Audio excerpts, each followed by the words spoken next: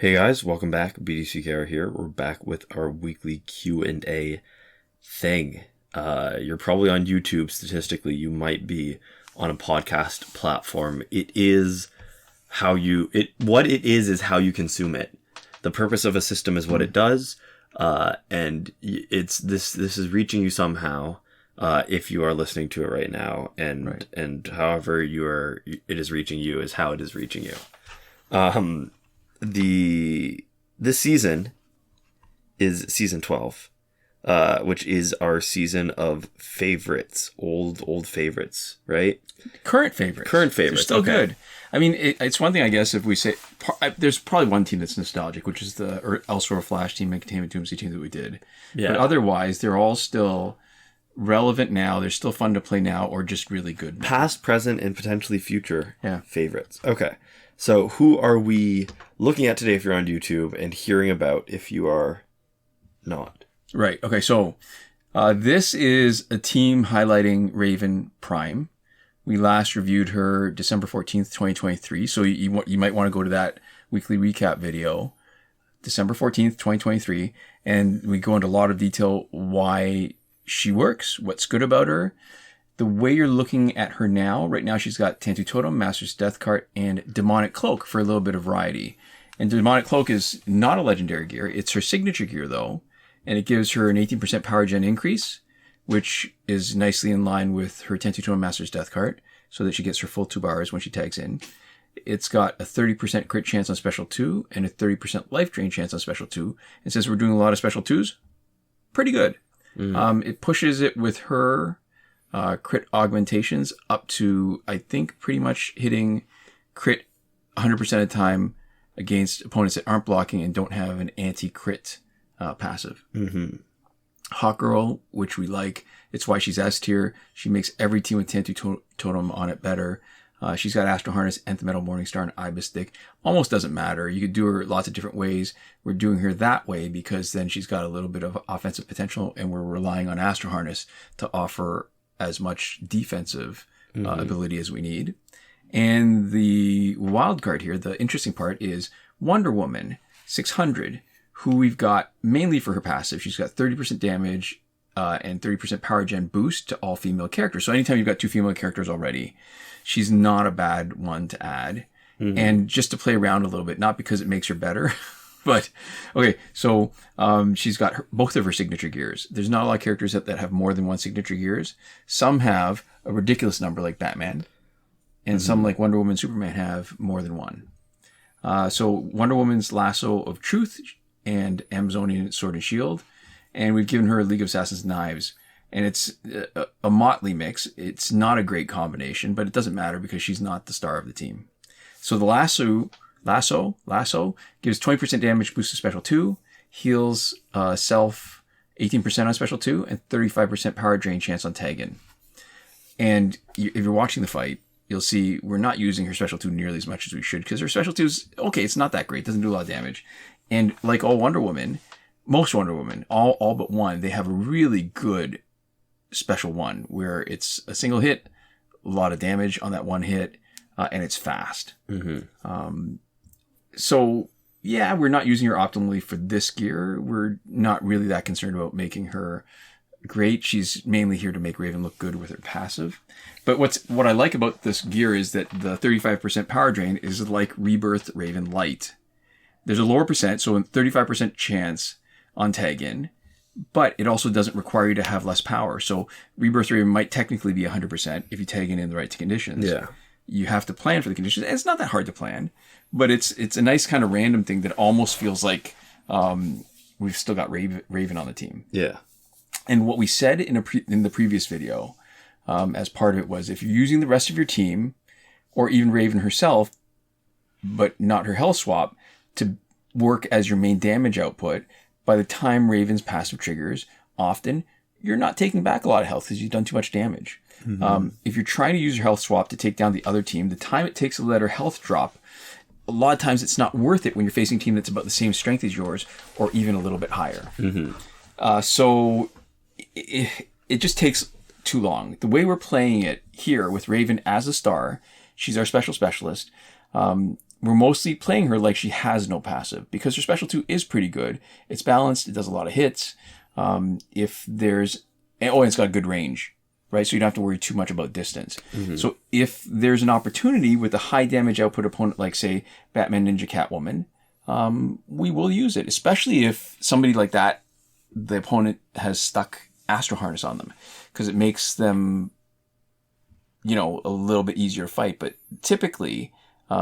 we don't rely on her passive at all, and it's just considered a nice bonus. But she's still really good, despite having low stats. Mm. Yeah. There we go.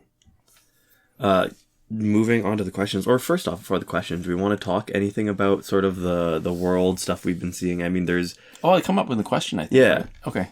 That's what I was wondering. Anything separate from... maybe the obvious politics stuff that's been happening. Yeah, we'll get to it, but I don't want to miss this because it's just so current, and I don't think we're going to get another comment like this for another few years. Yeah, okay, so Martin.Chapman 5 days ago said, wish they had a box that's cheap with different flavors. I'd love to buy a 40-pack box and buying like 5 chickens, 5 beef noodles tomorrow. Need peppers and eggs. And this is from a video that I did not remember existed on this channel. It's an unboxing Japan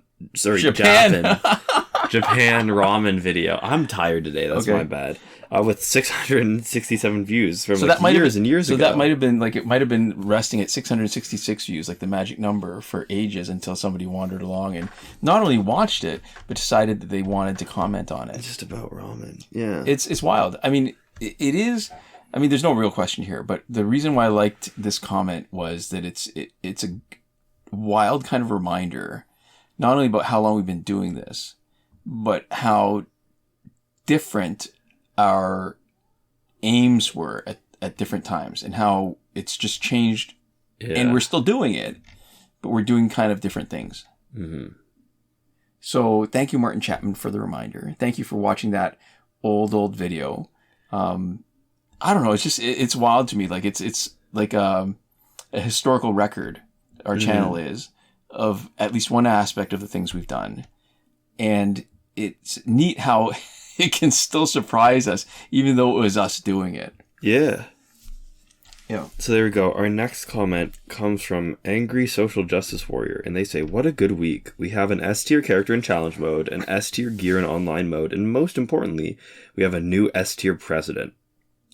All right, so this is wild. Like, to me, the comment is, I can understand if somebody doesn't like Trump. I can understand if somebody does like Trump. There's this unbalanced mashup of different things. So let me break this down. Okay, so S-tier character in challenge mode. So the week that we're doing this video and the week that this comment came from is the character is Killer Frost Prime. Mm-hmm. Is Killer Frost Prime S-tier? No. The gear in online mode, it's Ibistic. Is Ibistic an S-tier gear? Close. I mean, if it's not, it's close enough that you can make the argument that it is, right? Yeah. I think. So, are they trying to say that President Trump is like Killer Frost or like Ibistic? Like, it could be an insult, or it could be, oh yeah, good stuff. Well, they're clearly just trying to say that they're all S tier. It's interesting, right? Because, I mean, I think we obviously engage in politics more than the average gaming channel, I'll say. Oh, probably. Separate from, the larger, like, enough, too much, a lot, whatever. And so I'm not saying that it's inherently bad to engage with and discuss politics. But this is a really, and we're not taking this too seriously. I'm not super bothered by this particularly. But I will say why this sort of doesn't work as a comment for me is I think that what they're trying to do is be snide and, oh man, yeah, Trump.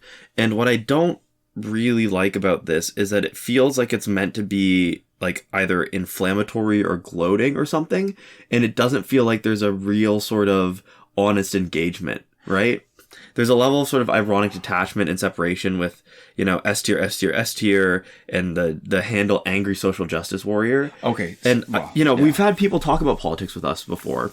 People who've agreed, people who've had slightly different opinions, but, you know, broadly are on the same page, and people who've disagreed. And I think I appreciate when people are willing to engage more deeply. I think, you know, if you are informed and thoughtful and share the values that I do, I don't think there's any way that you end up voting for Trump. But I can understand why some people would, right? Even though I think that those people in one axis or multiple are very dissimilar to me.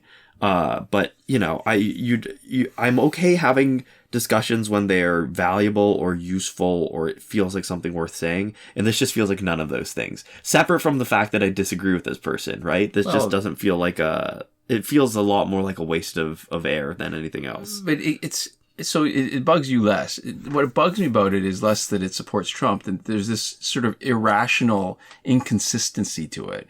Like, all right, so Killer Frost, she's old, she's got low stats, and she's got a useful passive as a support character. You know what I mean? Like, it's just, do your bit, but make it at least rational. Like, you know what I mean? Like, there's, or even if you're going to be snide and joking about it, don't be snide about, I don't know. It just feels like they're insulting and praising Trump at the same time. And I can't tell whether there's an element of sarcasm to it. I don't think it feels like they're insulting Trump. Killer Frost. S tier, I don't think they're thinking that much about it. I think they're just like, oh, Killer Frost is good, whatever. And it's the joke format more than anything. I think you're taking it much too literally. Well, so here's the thing, though, right? Too, because I mean, I think I recognize the picture, if not at least the name. I mean, here's the thing about the idea of social justice warrior is that the idea, the actual literal, what's a social justice warrior? Somebody who fights for justice regarding social ideas, right? Like for equity, for inclusion. And to me, that's a good thing. The problem is that regressive, let's be clear, let me enunciate properly because sometimes I slur my words. Regressive conservatives often use it as an insult. And they've used it to the point that it's been literally probably co-opted so that you won't hear progressives using that term very much, right? Because it's almost like an identifier as this is a person who has specific kinds of views. Yeah. But if someone progressive called me a social justice warrior, I would wear that label with honor. I think that's kind of cool. To be fair, I think the sort of reason why it's meant to be insulting is the idea of like quote unquote warrior. It's the idea that people are accepting or pulling this mantle onto themselves and that they're overly grandiose, right? And that they're calling themselves warriors, and the connotation of it, at least, right, is if not the literal denotation of the words stuck together, is the idea that it's like people who, you know, the other term that you would hear around the same time that this was becoming popular is like keyboard warrior, right? And it's the idea that they're in their head that they're warriors or fighters or whatever, but it's sort of diminutive in the sense that it's like their perception of themselves and the disparity between that and the reality. So I think like, you know, I think the reason why it's not like, you know, community organizer or progressive, there's a lot of these terms that are more directly descriptive of like the actual actions that people are taking. And it's almost like it's exaggerating, it's hyperbole used to mock. Maybe that's what the intention is, but to me it comes across so differently. So, because I actually know some social justice warriors, like people who are actually fighting the good fight. But do they self-identify that way? No, that's the point. Yeah. I'm just saying, people who are, even if they don't self-identify that way, to me, somebody who's a keyboard warrior is ideologically so much different than somebody who's a social justice warrior. So to me, Martin Luther King was a social justice warrior. He was imprisoned for what he believed in, for trying to make changes. And I have a friend who, during the occupation in Ottawa, during COVID, actually went out to the truckers' protests and had organized with a lawyer a planned class action suit against the people who were disrupting business and the livelihoods of people who lived in Ottawa, and talking to them and handing out information about, so listen, this is your notice. If you're going to be continuing doing this, just recognize that we're going to be suing you for making our lives miserable. And I think that there's definitely an intention to minimize keyboard, or what do you call it? You said your word was diminutive. I think it's meant to insult people who are doing that. But I think, to me, there actually are real fights around social justice. Keyboards, there aren't. Not that kind of way. So, well, no, a keyboard warrior is somebody who fights all their battles by typing stuff up online. No, I get it. Yeah. But you were saying that the contrast is between what the warrior part is meant to be sort of like an ironic contrast to keyboard. Yeah. To me, social justice, we've had to fight so much for everything. We've had to fight. No, it's not an ironic contrast to keyboard. It's an ironic contrast to what the perceived actual impact of what they're doing is. But that impact is meant, it's inherent in, that contrast is inherent in the fact that keyboards and warrior, there's not much there that's... No, but I'm saying it's the same in social justice warrior. I'm saying it's not. I'm saying it for keyboard warrior and social justice warrior, it has nothing to do with the words that precede it and more to do with the implied perception of self versus... I know. I'm saying I disagree with you because there's something that's stronger about social justice than there is about keyboard that makes it less of... I'm saying that the words preceding it are not where the intrinsic sort of implied irony are supposed to be from. I understand that, but what I'm saying is, by the words they've chosen, they've taken away that kind of contrast that they want to have to make it insulting. Okay. I find social justice warrior much less insulting than keyboard warrior. So it's I don't know. It's just this is sort of a different kind of problem that I was making connection to when I was looking at this question, was that here's the thing. This whole idea that there's a fight going on. So in Canada, at least, the federal Conservatives used to try to insult the NDP by saying that they were just propping up the Liberal minority government, that somehow that was insulting to them. And it's weird because it's not an insult. It's how normal, rational adults behave when they're trying to govern and run a government. This whole idea that government has to be adversarial, that it's a fight, that it's a game, that one side wins and one side loses. I mean, it's ridiculous. See, it's that disconnection between, so when people lose sight of the point and worry more about the things that get measured, which are votes, instead of the things that the election is supposed to represent, which is the will of the people and what people need to have done. Yeah.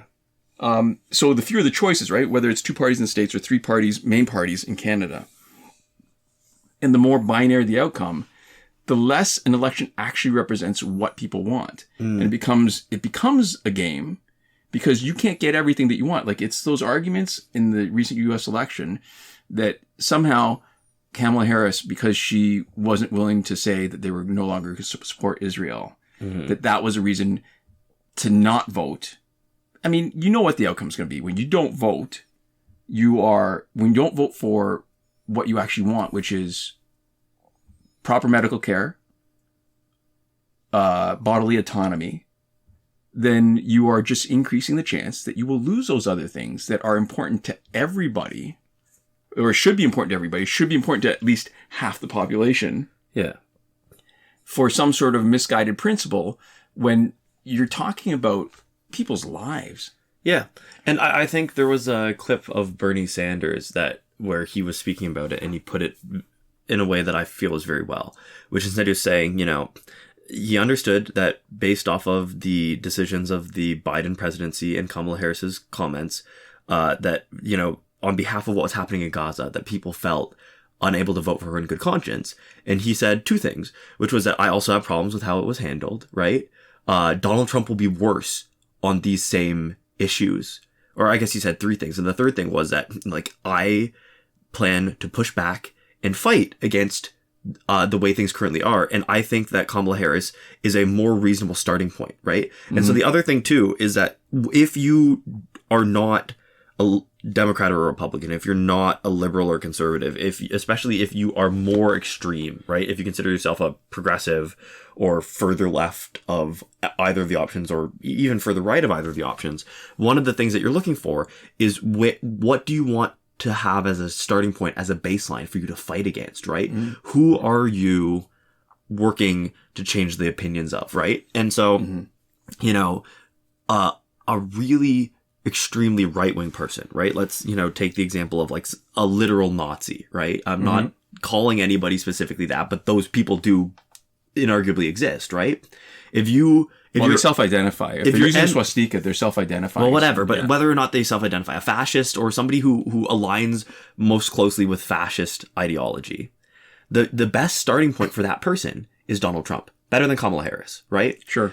I'm not saying that Donald Trump is a fascist. I'm not saying that, but I'm not saying that either. But, you look at the point where you want to end up, and you look at the person who's closest to that point that you elect tomorrow. And Donald Trump is the person closest to that point.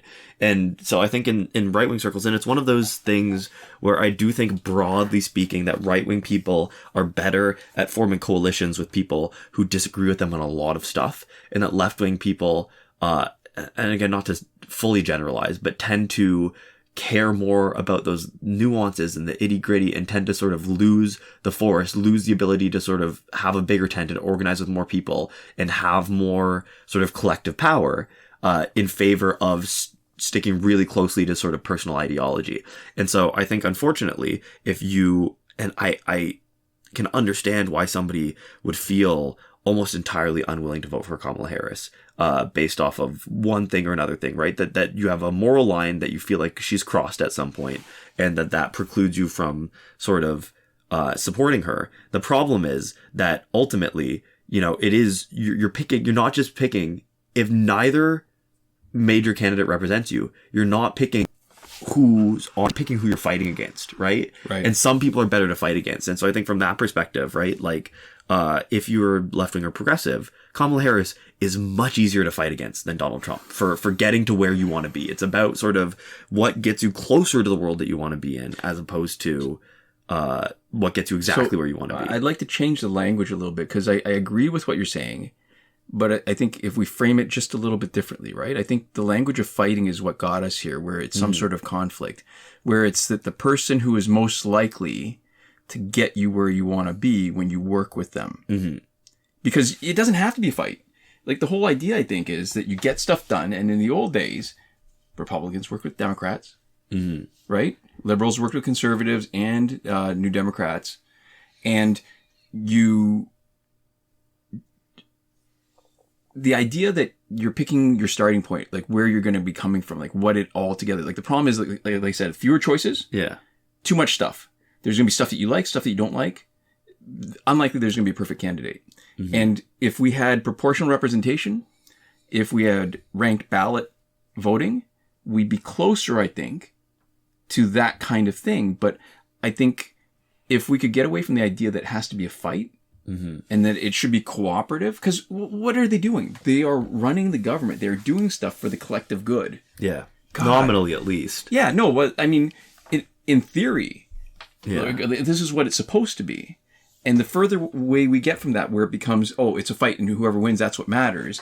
And woohoo! It's like a sport team thing. Mm-hmm. Like, I think we're losing sight of what it's supposed to be. And we're getting into, who wins the vote?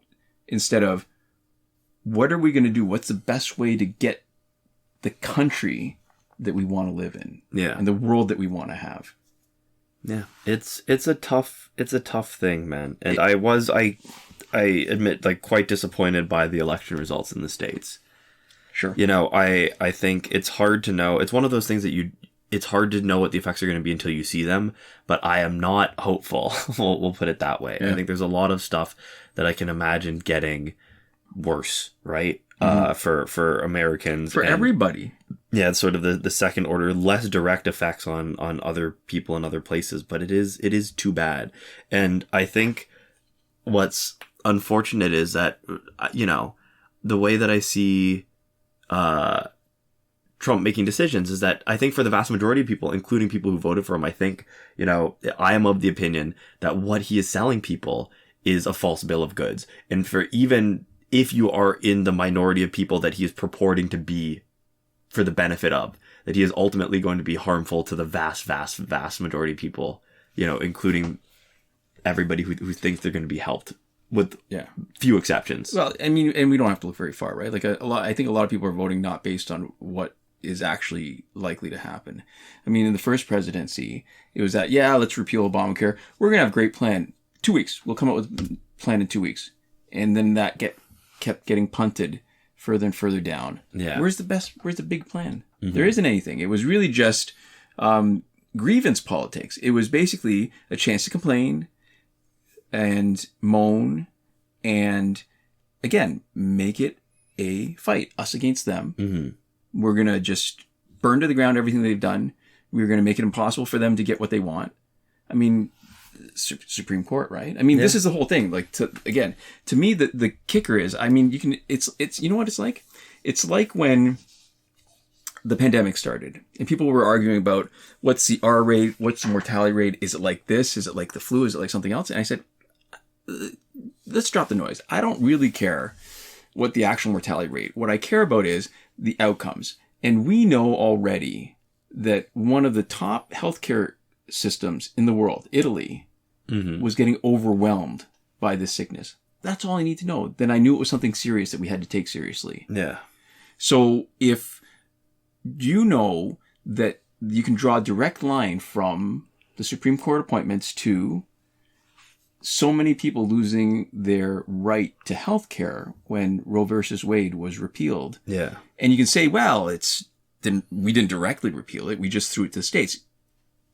It would take a ridiculous level of ignorance to not know when you're making these kind of decisions to change the makeup of the Supreme Court, that if you ever repealed Roe versus Wade, which is what they did, and you shifted it down to the states, that there were a bunch of states that were ready with legislation as soon as it was repealed to take away rights, to effectively make abortions illegal. I mean, 6 weeks. Listen, the dating of pregnancies includes the time before there's anything happening, before the egg even comes. Yeah. It's based on counting from the period. Yeah. Yeah. So there's a bunch of time where there's nothing actually happening. So by the time people realize it's 6 weeks by the way we count, which is really like less than 4 weeks. Yeah. Because literally, period to ovulation, the time where you can even conceive is already like a couple weeks, right? Yeah. So it's effectively making it illegal. You can do whatever argument you want, but I just think that's all you need to know that this is just so much more dangerous. And if you're willing to live with that, God, I really hope you get a lot of something in value in return, because that is costing a huge amount. Yeah. Yeah. So anyways, the next comment, we'll go quickly, from Sonic Nicholas 1995 says, if you had to rank the Arkham characters from worst to best, how would you rank them? For me, I would place Arkham Knight the Arkham Knight at the lowest. Highest, easily Arkham Knight Batman. Though Arkham Knight Batgirl, Arkham Knight Catwoman, and Arkham Origins Deathstroke deserve mention too. I tell you what, Arkham Knight Batgirl, I think, 100% is the single best Arkham character. Yeah. She is good herself. She's got that Batgirl special one that can be optimized with League of Assassin's Knives and Cloak of Destiny and or Necron Scythe. Yeah. So you stack the boosted damage on stunned opponents. So as herself, she's great. Mm-hmm.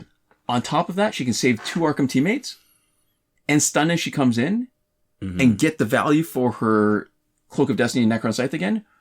No question. There is nobody better than Arkham Knight Batgirl. This is the hill I will die on. She's absolutely, without a doubt, head and shoulders above every other Arkham character. Okay. So you would swap out for Arkham Knight Batman for her at the highest. Oh, yeah. Easily. I think because they said, who's at their best? Arkham Knight Batman. Is that the only one? For me, yeah. Arkham Knight, the other ones deserve mention. Oh, yeah. No. So Arkham Knight Batman is good, but as an individual, like we talked about this before when we talk about game theory, right? That there are characters that are good as individuals, but we never play them as individuals. Well, we rarely play them as individuals, right? There's some teams I think where you can't tag out. Yeah. Or some fights, but the best single individual character does not always make the best team. Mm-hmm. And Arkham Knight Batgirl would make Arkham Knight Batman better. I love Arkham Knight Catwoman. I would rank her maybe as high. Oh, and the other thing is, you never play a team without gear if you have it. Yeah. So to analyze characters on an individual basis without any gears doesn't make as much sense. I don't think it reflects how good somebody is or how good somebody can be. With gear. Yeah. Yeah, she's And I think so Arkham Catwoman is, because the damage on her special 2 is great for a damage over time special. The amount of damage over time she does is spectacular. It's boosted by having other Arkham teammates. And she is fire. Like, she is just so good. The number of times I've seen high stat, high health characters just bleed out in like a couple of seconds. Wild. I love her. Who else? Arkham. What other Arkham characters are good? What other Arkham characters do I like to play? Batman is good. I will put him up there near the top, but not the top. Top 3 maybe. Top 3 maybe, but that means, I mean, Arkham Origins Deathstroke is good too. But Arkham Origins Batman, underrated. We played him last time. It's more than just the passive. Well, you say, Arkham Origins Batman. Yeah, Arkham Origins Batman. So he's underrated. We showed him very recently on a team. I think it was last week's team. And there's more than just the passive. There's more than just the stats. And he's got a good passive with the 2 bars of power. Less than what Arkham Knight Batman gives you. But Arkham Origins Batman is faster. His basics are faster. He moves faster. There's a shorter latency period between one special 2 and the next. He plays better. And maybe it's my button mashing days where I really appreciate a responsive character where the UI lets you do almost exactly what you want to do as fast as you want to do it. Yeah. Instead of having those sort of lags and delays where you're just mashing away, nothing's happening, where you're almost locked out. So I would say, all right, so who are my top? Arkham Knight Batgirl is the top. Honorable mentions Arkham Knight Batman, Arkham Knight Catwoman, and Arkham Origins Batman. Yeah. Arkham Origins Deathstroke, maybe. I like Deathstroke in general. Yeah. He's got good... Yeah, I put him up there. Okay, there we go. So that's your sort of top ranking? Yeah, in my mind, I'm trying to think of anybody else. I mean, I'll tell you what, Arkham Origins Joker is not awful. Like, he's close to... he's not as good as Arkham Knight Catwoman, but he would do in a pinch. Okay. Yeah. So there we go. That's our sort of loose ranking. I think that does it for this week. To finish up, we'd like to give a huge thank you to our lovely patrons on Patreon. That is Michael Devries, Irvin, Ruiz, Hoshi127, and Nora Klimek on the credited level. Thank you so much for your direct financial support. And thanks so much to all of you. If you're watching, if you're commenting, however you're engaging. Obviously, the more visible it is to us, the more directly appreciative we are able to be. Or the more visibly appreciative we can be. Well, I would say that just from a personal level, if I see a comment from somebody, it means something different than the sort of number of people watching it, right? Yeah. Every one comment is a lot more of a real thing in front of me than every one view, right? But anyways, yeah. So thanks for whatever that looks like. At the very least here, it looks like getting to the end of this video if you're listening to us. So thank you, and we'll see you next time. Komoda.